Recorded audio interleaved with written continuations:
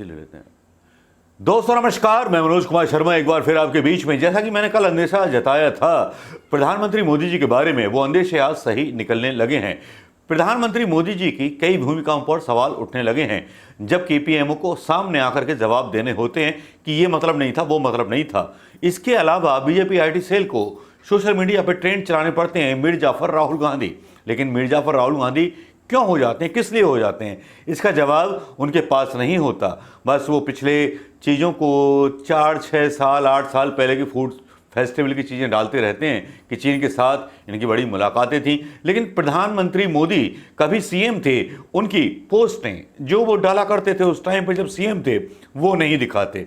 लेकिन चलिए छोड़िए, अगर उन बातों को करूँगा तो ये वीडियो बहुत लंबा हो जाएगा और मैं बहुत शॉर्ट में आपके बीच आपको समझाना चाहता हूँ। दोस्तों समझाना बस सिर्फ इतना है कि राहुल गांधी ने सिर्फ आज इतना किया, कुछ सवाल पूछे। लेकिन राहुल गांधी जी के सवाल पूछने से पहले मेरे कुछ सवाल हैं प्रधानमंत्री मोदी से, आम जनता के सवाल हैं प्रधानमंत्री मोदी से, और कुछ आम जवानों के सवाल हैं प्रधानमंत्री मोदी जी से। तो पहले वो क्लियर कर लें, राहुल गांधी पर बाद पे जाएंगे। तो सवाल शुरू होते हैं मेरे। अब सवाल शुरू होता है ये कि प्रधानमंत्री मोदी जी ने सर्वदलीय मीटिंग में बोला कि कोई घुसपैठ नहीं हुई है, तो उन्होंने ये क्यों नहीं बोला कि गालवान घाटी हमारा हिस्सा है, जबकि गालवान पर चीन ने उनके बयान देने के बाद अपना हक जता दिया। सारे मैंने वीडियो पहले भी डाला आपको, वो वीडियो यूट्यूब पर डाउन कर दिया जाता है। सरकार के नियंत्रण में है हर चीज़, तो वो डाउन कर दी जाती है, वो आप लोगों तक नहीं पहुंच पाता है। आज़ाद हिंद आवाज़ को ढूंढिएगा और डोनेशन देने के लिए भी इस बार कोड का इस्तेमाल कीजिएगा, क्योंकि हम भी फ़कीरी में चल रहे हैं। फ़कीर तो झोला डंडा उठा के चला जाएगा, लेकिन हम फ़कीरों को जेलों से सामना करना पड़ेगा, याद रखिएगा दोस्तों। अब आते हैं दूसरी बात पर कि प्रधानमंत्री मोदी जी ये दावा नहीं कर सके कि गालवान घाटी हमारा हिस्सा है और इसको लेने वाले को हम मुंह तोड़ जवाब देंगे। लेकिन गोदी मीडिया जो था, कभी ट्रंप को लेके आ रहा है बीच में, कभी कुछ लेके आ रहा है बीच में, गलत गलत खबरें दिखा रहा है। तो हम इस गोदी मीडिया पर कैसे विश्वास करें कि ये सच खबरें दिखा रहा है। सच खबरें तो शायद बहुत जमाने की बात बन गई, 2014 से पहले की, जब सच्ची खबरें हुआ करती थीं, सच्ची खबरें चलाई जाती थीं, कांग्रेस के नेताओं से सवाल पूछे जाते थे, लेकिन उनको गद्दार नहीं बोला जाता था। यहाँ राहुल गांधी अगर सवाल पूछते हैं तो उनको मीर जाफर बोला जाता है। तो मीर जाफर क्यों बोला जाता है, क्यों बोला गया, किस लिए बोला गया, इसका भी खुलासा करना बहुत ज़रूरी है। लेकिन इतिहास प्रधानमंत्री मोदी का सीएम गुजरात रहते हुए भी बड़ा मलिन है, बड़ा चाइना परस्त है। चलिए उसके बारे में बात नहीं करते, बात करते हैं राहुल गांधी के बारे में कि आज ऐसा क्या हुआ कि राहुल गांधी के बयान पर बवाल हो गया। राहुल गांधी ने बवाल मचा दिया। राहुल गांधी ने एक गोदी मीडिया के ही आज तक चैनल की एक ऐसी वीडियो क्लिप शेयर की जिसमें गलवान घाटी में सीधे सीधे बताया गया कि हमारी जो कब्जे वाली ज़मीनें थीं वो फिंगर 8 तक थी और फिंगर 3 तक चाइना ने अपने एस्टेब्लिशमेंट खड़े कर लिए। इस बीच सोनिया गांधी ने सवाल पूछा था, क्या अजीत डोभाल जैसा जेम्स बॉन्ड फेल हो गया, या अजीत डोभाल फेल हो गए, या अजीत डोभाल नहीं बता पाए सही जानकारियाँ, या फिर सेना की जानकारियाँ फेल हो गई।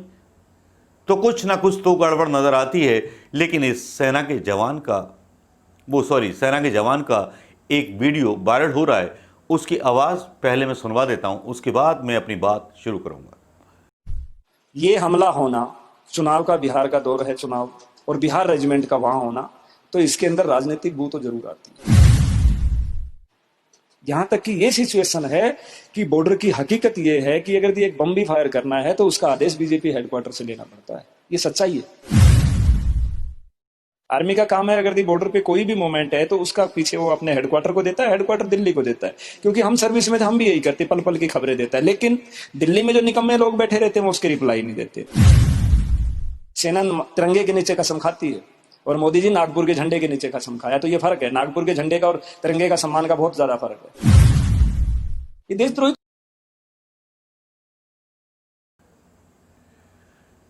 ये वीडियो, ये ऑडियो आपने सुन लिया होगा दोस्तों। वीडियो में इसलिए नहीं डाल सकता क्योंकि इस पर स्ट्राइक मार सकते हैं मेरे यूट्यूब चैनल पर। केवल ऑडियो सुन करके आप खुद फैसला कीजिए। ये फेक वीडियो नहीं है, असली वीडियो मेरे पास हमेशा मौजूद रहेगा। कोई भी केस करना चाहे तो आराम से केस कर सकता है, क्योंकि सच्चाई को दबाया जा रहा है। योगी सरकार में भी कई पत्रकारों के खिलाफ केस दर्ज कर दिए गए हैं, कई यूट्यूब चैनल बंद कर दिए गए हैं।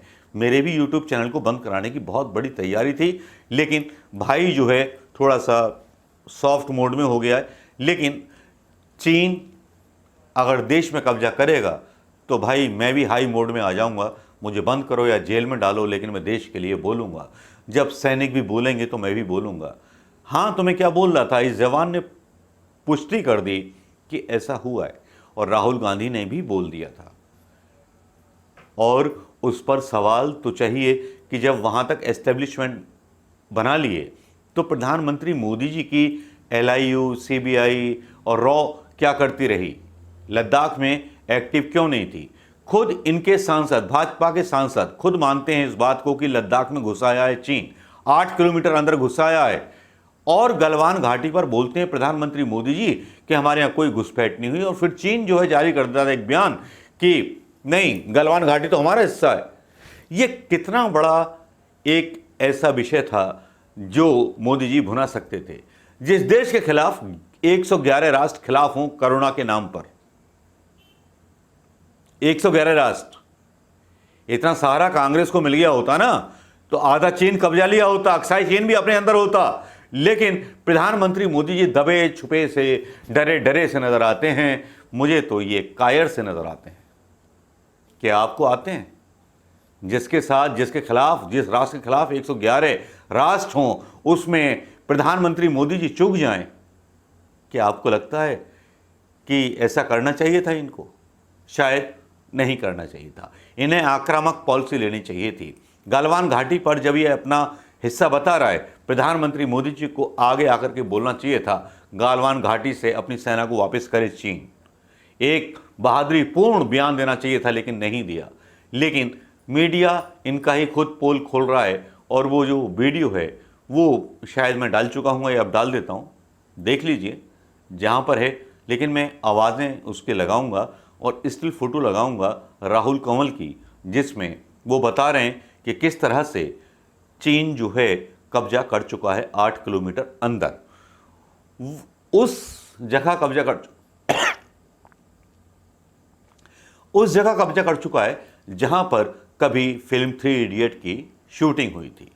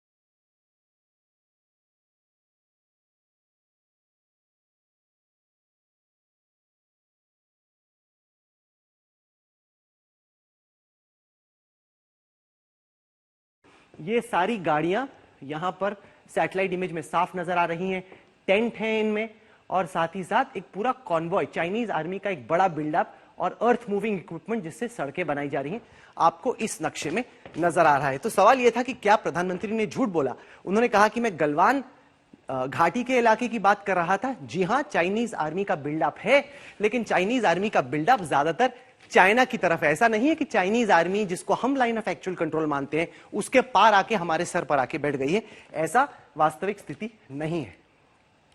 ये मैं एक और आपको सैटेलाइट मैप दिखाता हूं। अब दो इलाके हैं, एक तो अगर आप लाइन ऑफ एक्चुअल कंट्रोल के इस पार देखते हैं तो आप पाते हैं कि भारतीय सेना ने भी बिल्डअप किया हुआ है इस इलाके में। हमारी कुछ गाड़ियां, हमारा कुछ बिल्डअप इस सैटेलाइट मैप में साफ नजर आ रहा है। और उसी तरीके से ये एक और इलाका है जो और डेप्थ में है। डेप्थ मतलब जो लाइन ऑफ एक्चुअल कंट्रोल है उससे और पीछे, जैसे जैसे आप नाले में और पीछे आते हैं वहां पे आप पाएंगे कि चाइनीज आर्मी का एक और बड़ा बिल्डअप है। यहां पे टेंट्स भी हैं, प्री फैब्रिकेटेड हट्स भी हैं, साथ ही साथ इन्होंने एम्यूनिशन भी रखा हुआ है, असला रखा हुआ है। साथ ही साथ आप यहां पे देखेंगे तो इनकी कई सारी गाड़ियां हैं, इनका पूरा कमांड पोस्ट है। तो आप जैसे घाटी में और पीछे आते हैं वहां पर चाइनीज आर्मी का एक और बड़ा बिल्डअप है। तो वाकई में बिल्डअप तो है, इसमें कोई शक नहीं, लेकिन वो चाइनीज साइड पर है, लाइन ऑफ एक्चुअल कंट्रोल के उस पार।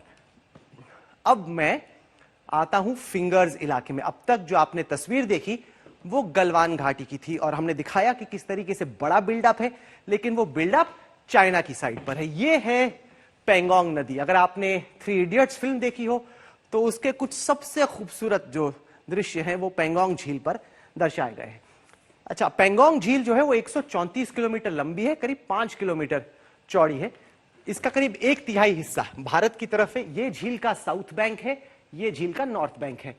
अब कुल मिला के मामला ये है कि जो फिंगर 4 का इलाका है, जिसको मैंने इस लाल गोले में आपको दर्शाया है, वहां पर चाइनीज आर्मी आके बैठ गई है। तो यहां पर जो स्थिति है उसकी हकीकत क्या है, मैं आपको एक बार फिर बता दूं कि प्रधानमंत्री ने कहा कि कोई चाइनीज आर्मी हमारी सरजमीन पे नहीं आई गलवान घाटी में। उन्होंने कहीं पर भी यह जिक्र नहीं किया कि चाइनीज आर्मी हमारे यहां पे आई नहीं। उन्होंने कहा कि हां, जैसे राजनाथ जी ने कहा आज तक से इंटरव्यू में कि एक बड़ा बिल्डअप है चाइना की तरफ से, हम उसका जवाब दे रहे हैं, हमारी सेना भी मुस्तैद है। तो अब मैं आपको दिखाता हूं कि ये जो इलाका हम लोगों ने मार्कआउट किया है, जिसमें गोला बनाया है, उस इलाके में पेंगोंग झील पर फिलहाल क्या चल रहा है। आइए, ये मैप बड़ा जबरदस्त है क्योंकि कुल मिला के आपको स्थिति नजर आती है इसमें। यह है फिंगर 4 का इलाका, और जो नीली लकीर आप इस मैप के इस पार देख रहे हैं, ये सारा हिंदुस्तान का इलाका है। फिंगर 1, फिंगर मतलब आप सोचिए कि अगर ये है फिंगर, तो जैसे जैसे आप उंगली के नीचे आते हैं यहां पर है झील, और झील के ऊपर ये 4 उंगलियां, ये जो 4 उंगलियां हैं ये भारत की उंगलियां हैं। 4 से 8 के बीच की जो उंगली है वो विवादित उंगलियां हैं, और 8 के पार चीन है। तो अब 4 फिंगर्स जो है वहां पर भारत का कब्जा है। फिंगर 3 पर भारत का एक पोस्ट है, पोस्ट से निकलकर हमारा एक बेस है। दुख की बात यह है कि एकदम आखिर तक हमारी सड़क नहीं है, कुछ हद तक जाती है फिंगर 3 के आगे, आगे हमारे सैनिकों को चल के जाना पड़ता है। जबकि चीन ने 1999 में ये इनका पोस्ट है शिजप 1 और 2, 1962 की लड़ाई इसी इलाके में हुई थी। तब से आहिस्ता आहिस्ता चीन आगे आता गया। आज की तारीख में चीन का एक पोस्ट है जो कि फिंगर 8 के नजदीक है। अब साधारण तौर पे भारत की सेना फिंगर 8 तक पेट्रोलिंग करती है, यानी कि गश्त करती है। तो यानी हमारा जो बेस है उससे हमारी टुकड़ी निकलती है। 2 तरह से पेंगोंग झील में गश्त होती है, एक बोट के जरिए होती है, और हमारी जो बोट्स हैं वो फिंगर 8 तक जाती हैं, और साथ ही साथ दूसरा तरीका है वॉक करते हुए, मार्च करते हुए भी हम फिंगर 8 तक जाते हैं। अब दिक्कत की बात यह है कि चाइनीज आर्मी फिंगर 8 से बढ़कर फिंगर 4 पे आ गई। अब ये विवादित इलाका है, लेकिन चाइना ने अब यहां पर अपना बेस बना लिया। हमें कैसे मालूम कि चाइना ने यहां पर बेस बनाया? हमें इस वजह से यह मालूम है क्योंकि ये सैटेलाइट मैप से उसी इलाके की जो आप देख रहे थे उसमें आप देख सकते हैं ये है फिंगर 8 का इलाका। वहां से आप आगे जाएं, जो लाल डॉट्स आप देख रहे हैं फिंगर 4 के ऊपर, ये बीच पर यानी कि एकदम तट पर चाइनीज पोस्ट, साथ ही साथ ऊपर की तरफ भी चाइना ने एक बड़ा पोस्ट बना रखा है। एक तस्वीर मैं आपको और पेंगोंग इलाके की दिखाता हूं। यह है एक और तस्वीर उसी इलाके की। आप देख सकते हैं बोट शेड बना हुआ है, चाइनीज आर्मी के कई सारे पोजीशन हैं जिनका जवाब देने के लिए भारत ने भी अपनी तरफ पर तैयारी की है। तो भारत की तरफ से भी बिल्डअप है, लेकिन इस विवादित जमीन पर इस वक्त चीनी सेना आ गई है और भारत की मांग है, भारत की उम्मीद है कि चाइनीज आर्मी वापस निकलकर इस इलाके से, जहां पर 2017 में भी आपने वो तस्वीरें देखी होंगी, जबरदस्त क्लैश हुआ था बीच पर भारत और चाइनीज आर्मी के बीच में। हमारी ये एक्सपेक्टेशन है, ये उम्मीद है कि चाइनीज आर्मी वापस जाएगी अपने बेस दोस्तों, पर, अपने अगर पोस्ट राहुल पर। गांधी के सवाल पूछने पर उनको मिर्जाफर कहा जा सकता है, तो मुझे लगता है कि देश का सिस्टम और ज़्यादा सड़ गया है और ज़्यादा गल गया है। ना तो यहाँ ईमानदार पुलिस ऑफिसर बचे हैं, ना ईमानदार सेना के ऑफिसर बचे हैं, ना सेना ईमानदार बची है। वरना सेना प्रोटेस्ट करती है इस चीज़ का, सेना दिखाती है अपना दम। जब सेना के साथ पूरा देश है तो सेना अपना दम दिखाती। बिहार के मारे गए लोगों पर शायद इस तरह से राजनीति ना करती जिस तरह से ये जवान बोल रहा है। ये देख लिया होगा दोस्तों, बिहार की कहानी भी देख ली होगी, सारी कहानी देख ली होगी, और राहुल गांधी की भी कहानी देख ली होगी। तब हम क्या बोलें, फट्टू बोलें या राहुल और सेना का बवाल बोलें जो गुस्सा अंदर अंदर भड़क रहा है। बुलाओ मैं आ जाऊंगा, मार दो गोली, जो सच्चाई है मैं आज रख रहा हूं। कभी मैंने ऐसे आक्रोश नहीं हुआ, कभी मैंने जो भी है, कभी भी आया मैं सहनशीलता से मैंने अपनी बात रखता था। आज मैं टूट गया। कई जवान आत्महत्या कर ले रहे, खुद को गोली मार ले रहा। ये काले अंग्रेज हमारे अधिकारी टॉर्चर करते हैं, उसके बाद घरेलू समस्या बताते हैं। अभी हरियाणा में एक जवान को, बीएसएफ के जवान को गोली मार लिया खुद को। उसका बच्चा बोल रहा था मेरा पापा कभी नहीं मार ले सकता है। बीएसएफ का जवान, उसका बेटा रोते हुए बोल रहा था। ये कब तक होगा? ये कब तक ऐसा होते रहेगा? कब तक ये कमजोर कर दोगे देश को? देश का जवान कमजोर होगा तो देश कहां जाएगा? पूरा देश चाइना को अंदर घुसने नहीं दिया।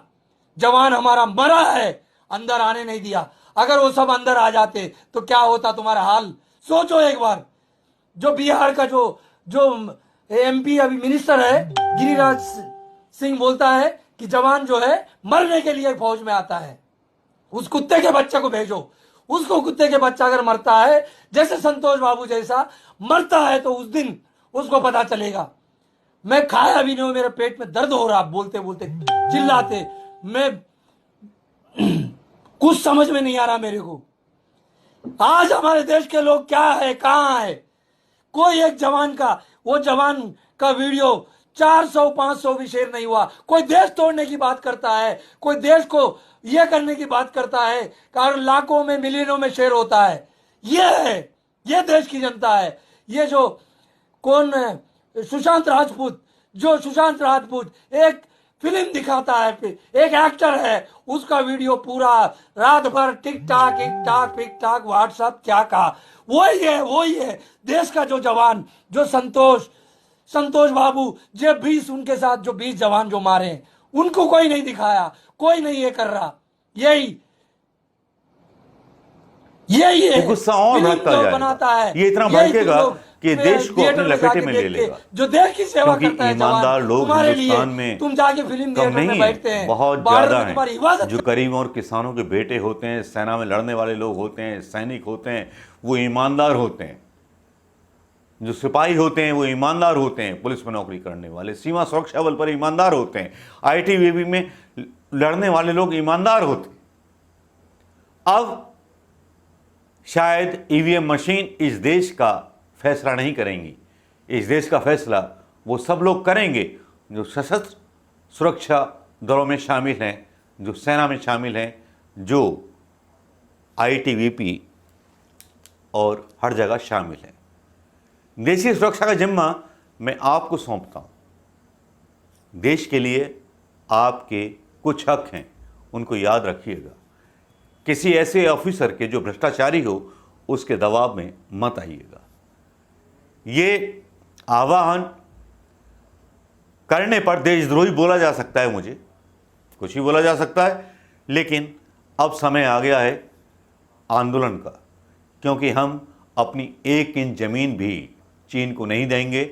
और हमें जवाब चाहिए सेना का, हमें जवाब चाहिए अपनी सीमाओं का, हमें वापस चाहिए अपनी ज़मीन, लद्दाख में हो चाहे कहीं भी हो। दूसरी तरफ खेल चल रहा है नेपाल में।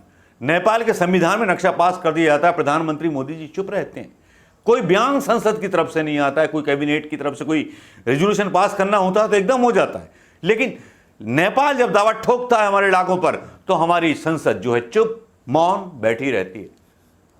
बस पाकिस्तान पाकिस्तान पाकिस्तान पाकिस्तान पाकिस्तान। यार ये कब तक चलेगा? अब छोड़ भी दो ना यार इसको। दोस्तों कैसा लगा ये वीडियो जरूर बताइएगा। आहत हूं, आघात लगाए प्रधानमंत्री मोदी जी की कायरता पर। नमस्कार दोस्तों, जय हिंद।